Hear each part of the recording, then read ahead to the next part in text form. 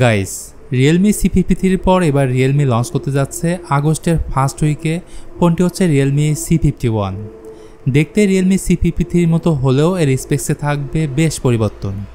ইতিমধ্যে live image সহ ফুল specification leak হয়েছে, সেসব নিয়ে কথা হবে আজকের ভিডিওতে। সেই সাথে জানতে পারবেন এই ফোনটির এক্সপেক্টেড প্রাইস সম্পর্কে। তাহলে সম্পূর্ণ ভিডিও জুড়ে আমার সাথেই থাকুন। ডিজাইনের প্রসঙ্গে আসলে এটি ডুয়েল টোন ডিজাইন প্যাটার্নের সাথে দেখতে পাবেন। উপরের অংশে থাকবে গ্লসি ফিনিশ এবং নিচের অংশে থাকবে ম্যাট ফিনিশ। মিনিট গ্রিন এবং কার্বন ব্ল্যাক এই দুটি কালারের সাথে ফোনটি আসবে।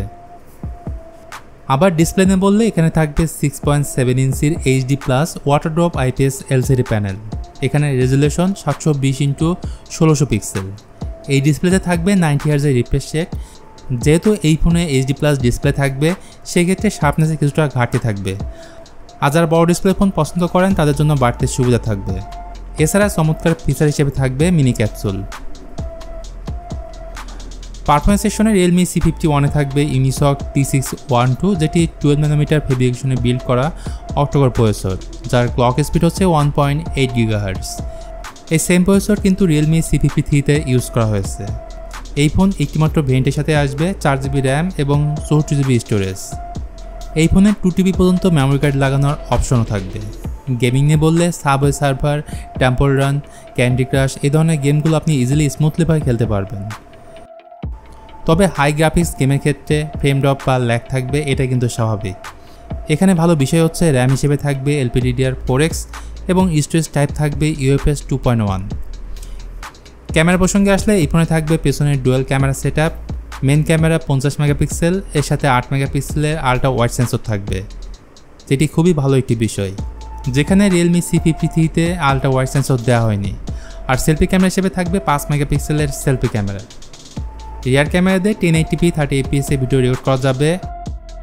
ওভারঅল ক্যামেরা সেটআপ নিয়ে বললে আমার হিসেবে কম বাজেটে ডাউন ক্যামেরা সেটআপ থাকবে Realme C51-এ।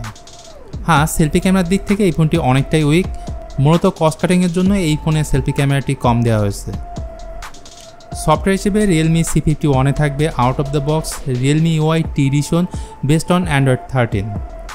অন্যান্য ফিচার হিসেবে থাকবে side Mount fingerprint sensor, 3.5mm audio Jack, Type-C port. Realme C51-এ থাকবে 5000 mAh ব্যাটারি এবং 33 ওয়াটের চার্জার। সো 1 থেকে 1.5 দিনের মতো অনায়াসে ব্যাটারি ব্যাকআপ পাবেন। তো লিকস ও রিমোটস থেকে যেমনটা জানা গেছে এই ফোন আগস্ট মাসে লঞ্চ হবে।